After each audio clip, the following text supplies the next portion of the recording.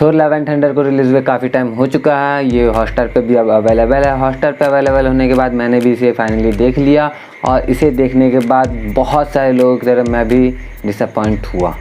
अब पहले की बात करूं तो पहले मुझे भी थोर पसंद नहीं आता था उतना कुछ खास, मैं भी बस उसे एक हथौड़ा का देवता समझता था।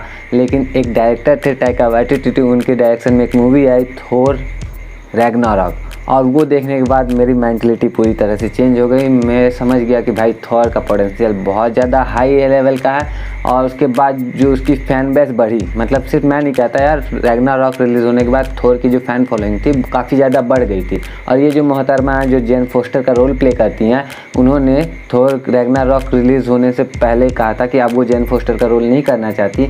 लेकिन जब रैग्नारॉक रिलीज़ हुई तो उनका भी मन में इच्छा है कि अब वो फिर से जेन फोस्टर का रोल करना चाहेंगी। जब रैग्नारॉक मूवी मैंने देखा था तो मैं इतना ज़्यादा पागल हो गया था थोर के लिए कि मैंने जब अनाउंसमेंट सुना था कि थोर की चौथी मूवी आने वाली है, थोर लव एंड थंडर, तो मैं उसके लिए बहुत ज़्यादा एक्साइटेड था। बेसिकली वो थोर की जो फोर्थ मूवी थी उससे मेरी एक्सपेक्टेशन थी थोर 4, मतलब नॉट थोर 4, इट्स थोर 4 एकदम।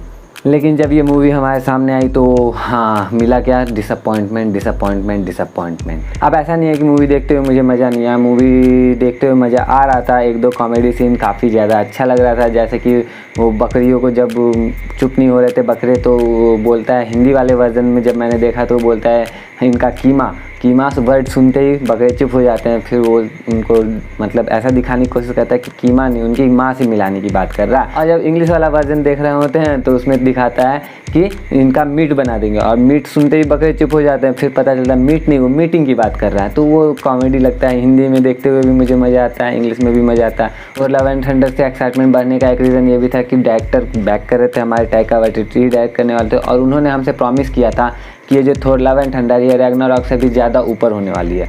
और जब उन्होंने बोला, खुद से ऐसा कमेंट किया कि ये रैग्नारॉक से भी इसका लेवल ऊपर है, तो एक्साइटमेंट तो यार बढ़नी थी। लेकिन इसका लेवल जो ऊपर था वो मतलब किस मामले में ऊपर था यार। पहले की मूवीज़ आप देखने जाओ, मार्वल की कोई भी मूवीज़, तो उसमें बेसिकली देखने को मिलता था कि यार एक्शन सीक्वेंस चल रहा है, सीरियस सिचुएशन में वन लाइनर जोक्स आते हैं, मतलब छोटी मूवमेंट पे वो, और वो हमें इंटरटेन करते हैं। लेकिन इस मूवी के साथ यार प्रॉब्लम यही हो गई ना कि वो छोटे जो जोक्स आया करते थे नॉर्मली बाकी सारी मूवी, इस मूवी को पूरी तरह से जोक ही बना के रख दिया।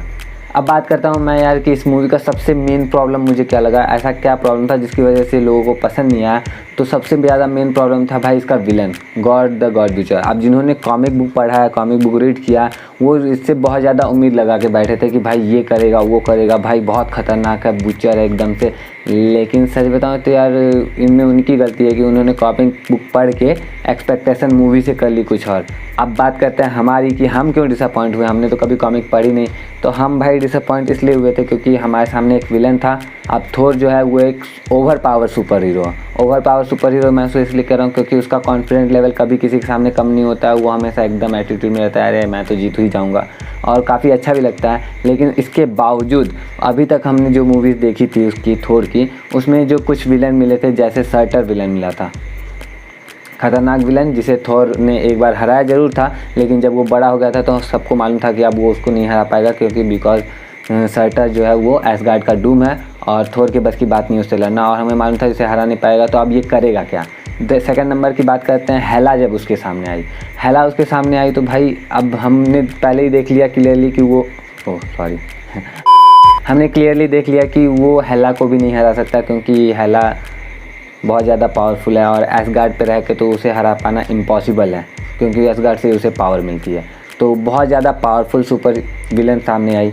उसके बाद इन्फिनिटी वॉर और एंड गेम की बात करें तो थैनोस उसके सामने भिड़ने आए थे, और थैनोस के पावर के सामने भी हम जानते थे कि थोर भाई कितना भी ओवर पावर लगे, लेकिन थैनोस के सामने वो सफ़र कर रहा था, प्रॉब्लम आ रही थी।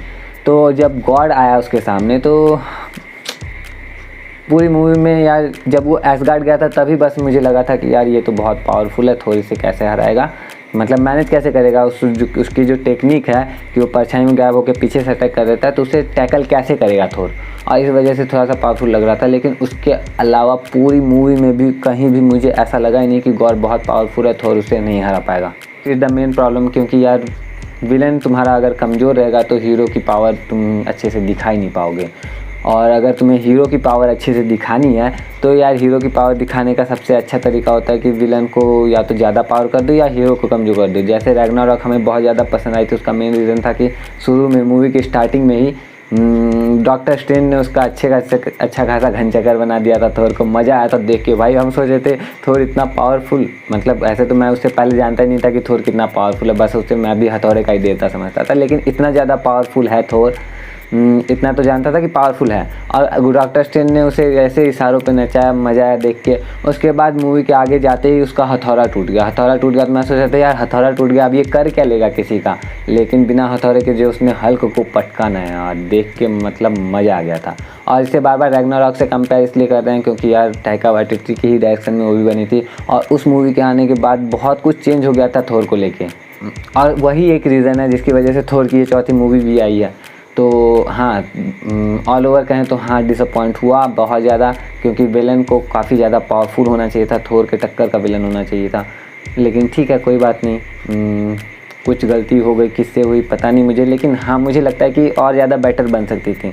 अब ऑल ओवर बोलूँ तो हाँ डिसअपॉइंटमेंट एक्सपेक्टेशन की वजह से होती है, लेकिन यार एक्सपेक्टेशन करें क्यों ना, तुम्हारी पुरानी मूवीज़ की बेसिस पे ही तो एक्सपेक्टेशन करेंगे। पुरानी मूवीज़ तुम्हारी अच्छी थी तो उससे ज़्यादा ही अच्छी चाहिए होगी, और अगर तुम कम दोगे तो वहाँ पे सिर्फ हमें मिलेगी डिसअपॉइंटमेंट।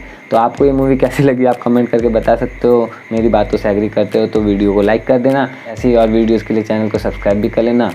मिलता हूँ आप लोगों से नेक्स्ट वीडियो में। Till then take care of yourself because nobody will do it for you.